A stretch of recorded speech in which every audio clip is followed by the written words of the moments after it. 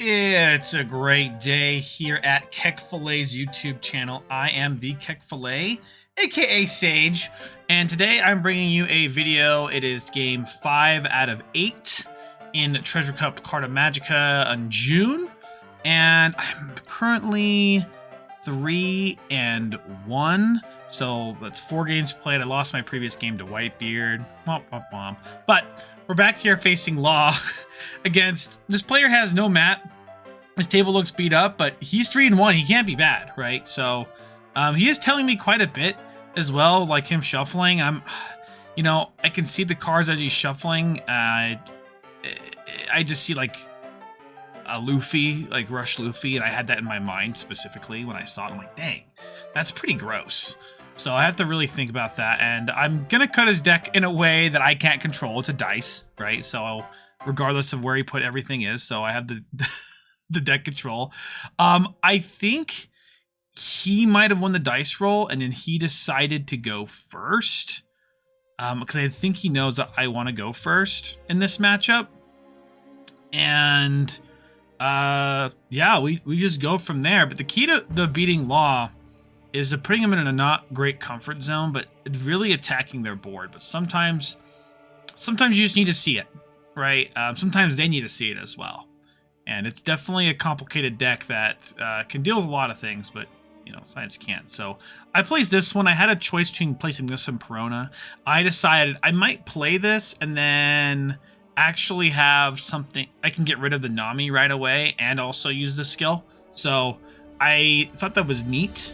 But he decides to just attack my leader for that, and then I decide to take it because I want another card in my hand, more fodder for this, Doflamingo.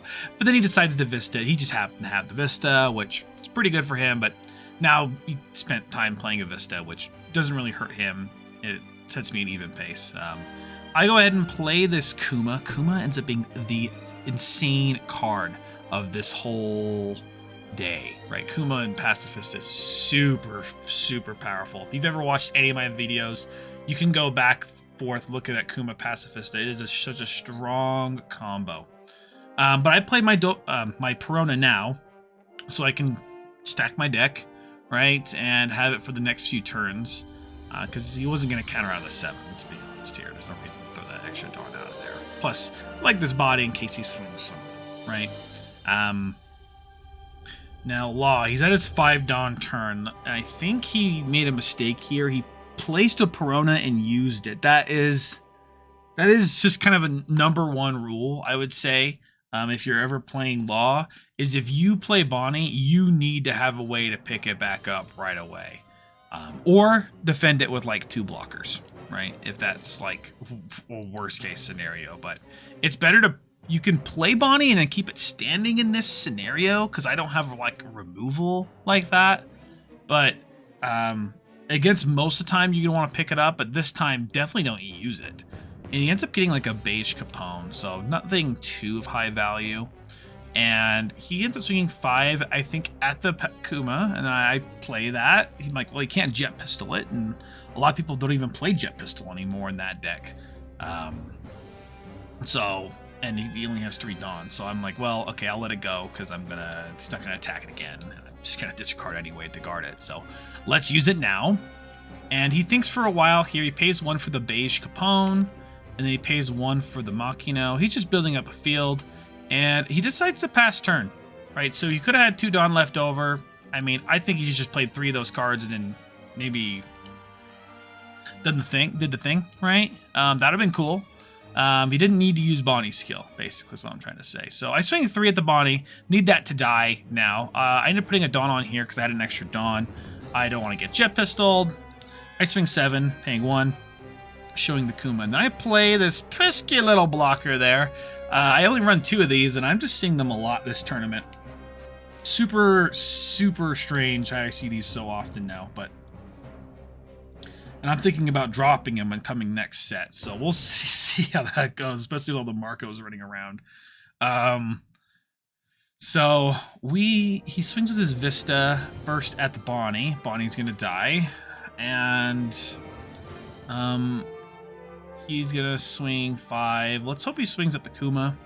He swings at the Kuma. I have another Pacifista in hand. That's why I'm playing these so aggressively. But I think he actually decides to go for the Pacifista because he doesn't want me to play another Kuma. He wants to get another card out of my hand, right? So he swings 6, and I decide just to block it. You know, I don't want to deal with a flicker. You know, if he flickers that, he powers up the Nami to 5. And he's still thinking of how much Donnie's going to need to flicker something here. So he plays another Machino, boosts it up to 8. And so he swings 8k at this Pacifista. I made a mistake in that first block, I think. I was like, dang, this is rough. I am actually kind of mad now that that happened. I think I would have liked to just use a 1k counter from hand instead. So I was trying to get value out of that. So I give him a 2k to 1k. He got me there, right? But now I need to keep this field. Doesn't matter how many cards I don't have in my hand. I need to destroy this field, and so I can beat him, right? That's the appropriate case. And then he can't pick up more than 2 cards in a turn, right? So he ends up playing paying 3 for a Zoro, attacking 5, most likely at the Kuma. I obviously let this go and just play the Pacifista, right? And then he pays a 2 for the Shambles. He's going to pick up the Machino, place down the Law Blockers. Love to see it. You know, this makes good play or bad players really, really strong, right? I'm not saying this guy's bad, but that they already swung 5 in my leader. I'm gonna take this. He picks up the Machino, by the way, so now he has two 2k counters in his hand. Pretty powerful for a turn. His hand's looking pretty healthy here. I go to my 9 Dawn turn. This is normally where I would play down my 9-cost Mihawk, but I just to start attacking into his Namis, and the Nami needs to die because I can't handle double Machino again. That was pretty gross, right? And then I go 6 into his Vista. I just want it to die. And then I pay 3 for... Ooh, looks like I'm thinking here. Yeah, I do pay 3 for blocker Doflamingo. I stack the deck in the appropriate way I like to stack it, right? And let's see the insight here. I wish I could... I don't want to tell you what's on top of the deck, but I have to think a few turns ahead. And I think what I'm thinking here is some next gen stuff, okay? Because I can't play Mihawk this turn. I'm going to play a Mihawk next turn, okay? So, maybe the turn after that, actually. Maybe I'm setting it up 2 turns in a row from now. I just need to get bodies on the field so I can combat his field, right? This is the more important thing. Placing 1 Mihawk doesn't mean a lot in the long run. I need to make sure he's not able just to kill me next turn, right? His Law can be pretty aggressive with they draw the right cards. So I'm trying to build the right field here. I have 2 cards in hand, 1 blocker. He has a handful of attackers, and he decides to swing 6, most likely at one of these Pacifistas. I give him a Perona, a 1k counter, and then he thinks here for a moment. And he attacks 7 to this. I think I had a 1k counter in hand, right? So I would have maybe guarded that. So he swings another 7 at the other one. I decide to block it. He's gonna have to like swing with one of his other cards if he wants to deal with this. So he places a Machino, places another Machino. He needs 2 bodies out there. He goes ahead and shambles. Shambles. And plays down the blocker and picks up the Machino, and then he ends up here, does he pick up the Machino and then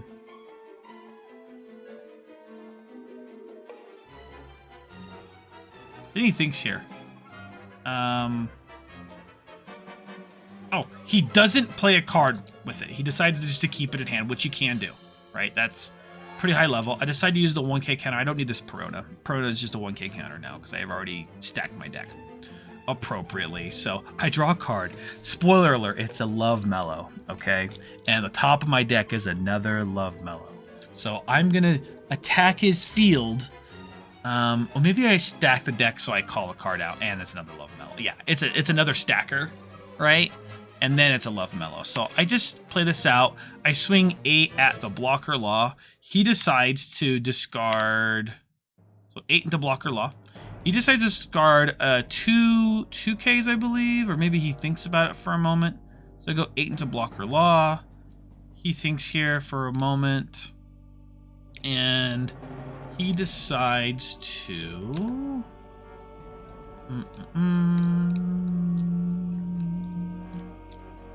He doesn't want it to die, obviously, right? 2Ks, so the 2 Machinos, so I don't know the other 2 cards in his hand anymore, right?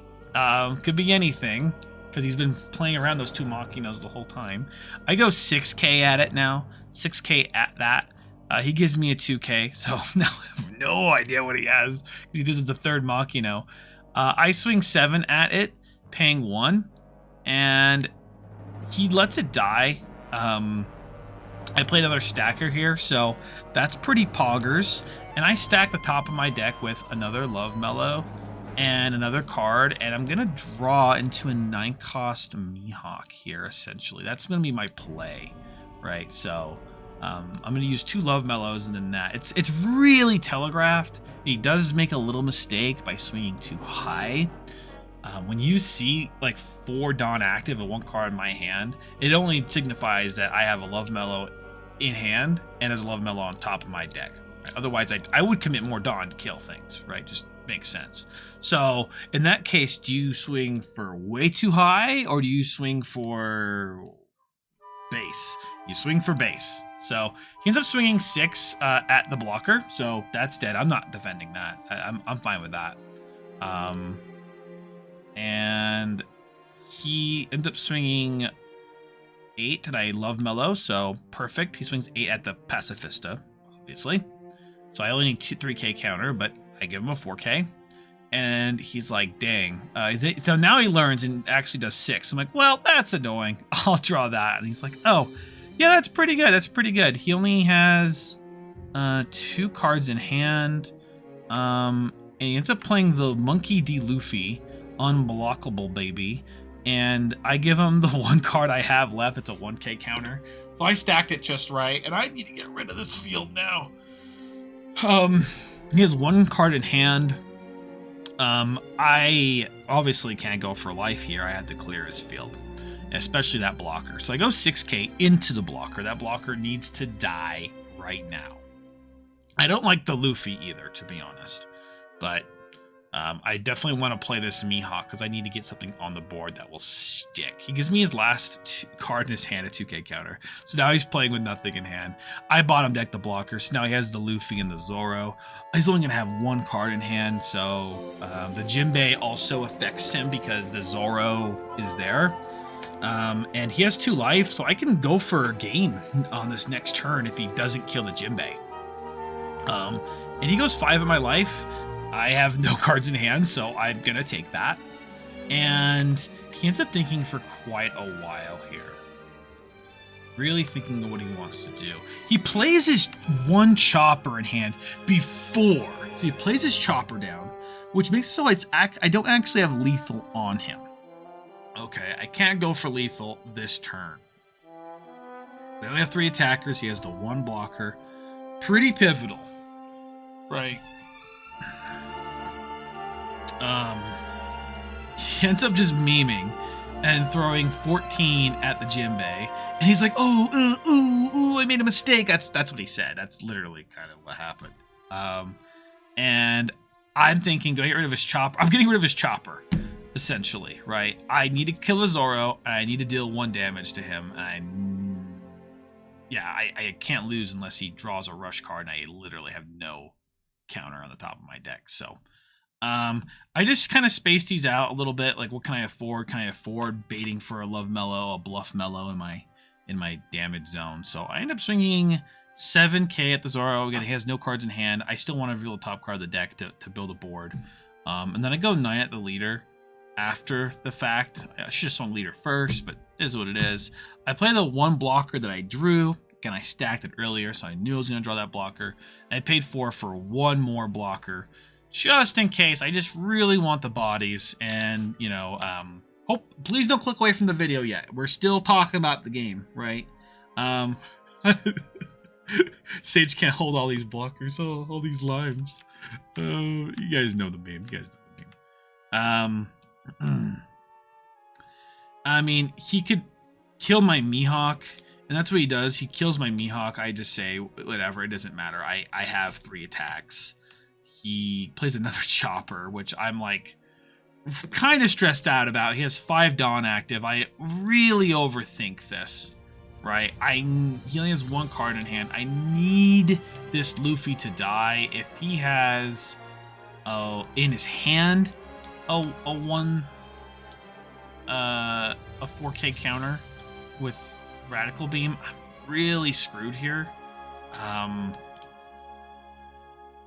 But I think, can I go for game? If I go for this much, and this much, 3 attacks. So we had lots of time, right? I got game unless it's Radical, and I'm like, yeah, well, I don't like the idea of losing to Radical. So I first just swing 7, or 8 at his Luffy, and I draw a card off of that. Okay, I don't remember what the top of my deck was. I think it may have been literally garbage. At this point, but it keeps me in there. And then he decides to think for a moment. He lets it go. It lets it die. Okay. And then I go ahead and I attach 2 and paying 1, playing a Kuma. I think that was a surprise Kuma. Like I may have put it there, but I forgot about it. And then I have 4 Dawn active. And what do I think of doing here? I'm just like, yeah, you can't finish me. So let's just go 6 at leader. I just want the card out of his hand or the blocker, either one. Just I don't want any like crazy stuff going on. So I swing 6 at his leader. He gives me a 2K counter with a Brook. And now he only has the Otama in hand, and some other card. He just swings. I restand and just swing on my board. He loses. I win. Doflamingo, #1. Now 4-1 in this tournament. And I'll have another video tomorrow, hopefully. There's only 8 rounds for reasons, but next time I'm going to be facing against Kinemon, round 6. And we'll see how that goes and if I can teach y'all a lesson. Alright. Well, appreciate y'all for watching the games. Y'all have a great rest of your day. Peace.